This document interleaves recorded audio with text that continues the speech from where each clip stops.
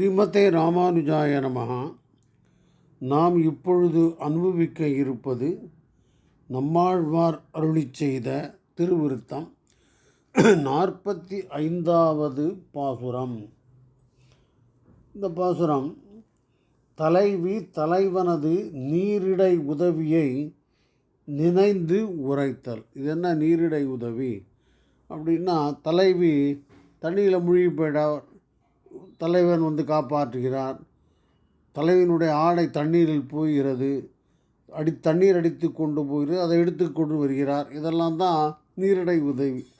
இதெல்லாம் இது செயலில் இருக்கிற ஒரு துறை. அதனால் நீரிடை உதவியை சொல்கிறார். இந்த பாசனம் எப்படி இருக்கு பாருங்க.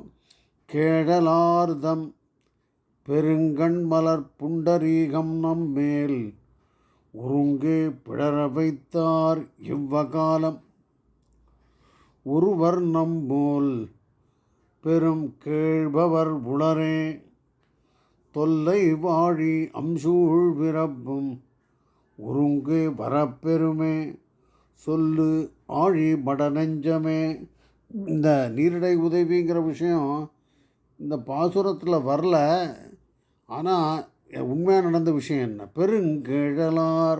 பெருங்கேழலான்னு பெரிய அந்த வராக அவதாரம் எடுத்த அந்த பெருமான் பூமியை நீரிலிருந்து மீட்பதற்காக அந்த வராக அவதாரம் எடுத்த அந்த பெருமான் தம் பெருங்கண் மலர் புண்டரீகம் தாமரை போன்ற அந்த பெரிய கண்களின் கட்டாட்சத்தை நம்மேல் ஒருங்கே பிடர வைத்தார். ஒருங்கென அந்த கட்டாட்சத்தை நம்மேல் பதிய வைத்தார், நன்றாக கட்டாட்சித்தார்னு அர்த்தம். இவ்வகாலம், இந்த காலத்தில் இப்படி நடந்தது. இதனால் என்னாச்சு? ஒரு வர்ணம் போல் பெரும் கேழ்பவர் உளரே. கேழ்பவர்னா சொந்தக்காரன், உறவினர், ஏதோ சம்பந்தம் உடையவன் அர்த்தம். இது மாதிரி நம்மை போல பெருமானோடு உயர்ந்த சம்பந்தம் உடையவர் வேறாரும் இருக்கானோ உளரே, ஒத்தரும் இல்லை அப்படின்னு. ஒருவர் நம்மோல் பெருங்கேழ்பவர் உளரே அப்படிங்க. அதுக்கப்புறம் தொல்லை வாழி அம்சூழ் பிறப்பும் ஒருங்கே வரப்பெருமே அப்படின்னு அந்த சூழ் பிறப்பும் ஒருங்கே வரப்பெருமே. நமக்கு பிறவி என்பது வரக்கூடுமோ? வராதுன்னு அர்த்தம். பெருமான் தன் கட்டாட்சத்தை நம்மேல் நன்றாக வைத்தார், அதன் காரணமாக நமக்கு பிறவி இனிமேல் இல்லை. அப்புறம் வாழி நன்னாரு அப்படின்னு சொல்லி யாரை சொல்கிறார்? மடநெஞ்சமே, தன்னுடைய நெஞ்சத்தை சொல்கிறார். சொல்லு ஆழி மடநெஞ்சமே. ஆழி, இந்த சொல்லு ஆழி மடநெஞ்சமே. ஆழிங்கிறது ரொம்ப ரொம்ப ரொம்ப காலமாக என்னோடு சேர்ந்திருக்கிற மடநெஞ்சமே, நீ சொல்லு. பெருமாளுடைய கட்டாட்சத்தை இவ்வாறாக பெற்ற நாம் பெருமாளுக்கு மிகவும் நெருங்கினவராகிவிட்டோம், நமக்கு பிறவி ஏதும் வருமோ அப்படிங்கிறது தான் இந்த பாசுரத்தை பொதுவான அர்த்தம். படிக்கலாமா? பெருங்கேழலார்தம் பெருங்கண் மலர் புண்டரீகம் நம்மேல் ஒருங்க பிற வைத்தார் இவ்வகாலம் ஒருவர் நம்போல் பெருங்கேழ்பவர் உளரே தொல்லை வாழி அம்சூழ் பிறப்பும். தொல்லை ஆழி அம்சு தொல்லைன்னு ரொம்ப நெடுங்காலமாக இருக்கிற அந்த பிறப்பு என்கிற அந்த சுழி பிறப்பும்.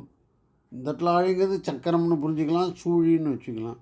சூழ் பிறப்பும் ஒருங்கே வரப்பெருமே சொல்லு ஆழி மடநெஞ்சமே அப்படின்னு. சொல்லு ஆழி முதல் வாழி சௌக்கியமானு அர்த்தம். ரெண்டாவது ஆழி மழ நெஞ்சமே, நெடுங்காலமாக என்னோடு தொடர்பு கொண்டிருக்கிற நெஞ்சமே அப்படின்னு சொல்கிறேன். இப்போ அடுத்த பாசுரம், இது 46வது பாசுரம். நெஞ்சம் மடநெஞ்சம் என்றும் தமதென்றும் ஓர் கருமம் கருதி விட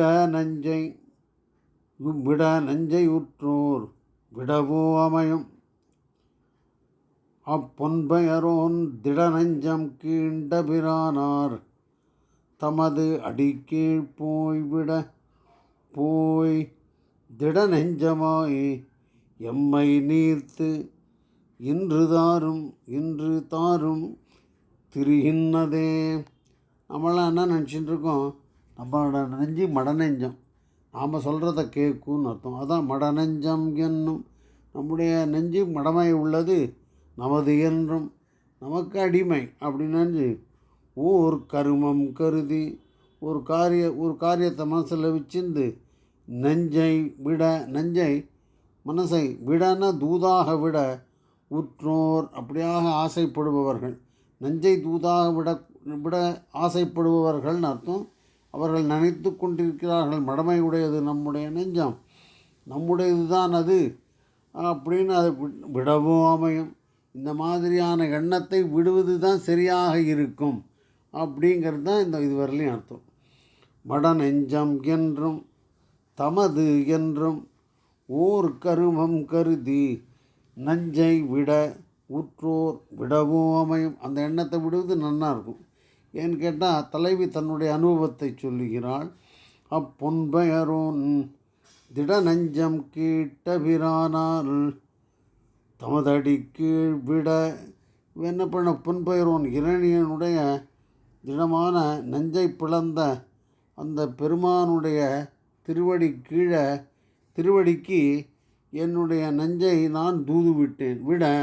போய் அங்கே போய் என்ன பண்ணுச்சு, திடநெஞ்சமாய் அங்கே போய் தீர்மானம் பண்ணிட்டு என்னுடைய நெஞ்சு உறுதியோடு இருந்தது என் நெஞ்சம். திடநெஞ்சமாய் எம்மை நீர்த்து என்னை விட்டு இன்று வரையும் திரிகின்றதே, என்னிடம் வந்து சேரவில்லை அப்படின்னு அர்த்தம் பண்ணிக்கிறேன். அதாவது நெஞ்சை தூதுவிட்ட தலைவி இறங்குதல். நம்ம நெஞ்சை தூது விட்டமே இது வரலையான்னு வருத்தப்படுறா தலைவி. அர்த்தமாக இருந்து நினைக்கிறேன் உங்களுக்கு. படிக்கலாம். மடநெஞ்சம் என்றும் தமது என்றும் ஓர் கருமம் கருதி விடநெஞ்சை விற்றார் விடவும் அமையும். அப்பொன்பெயரோன் திடநஞ்சம் கீண்ட பிரானார் தமதடி கீழ்விட போய் திடநெஞ்சமாய் எம்மை நீர்த்து இன்று தாரும் திரிகின்றதே. ஸ்ரீமதே ராமானுஜாய நமः.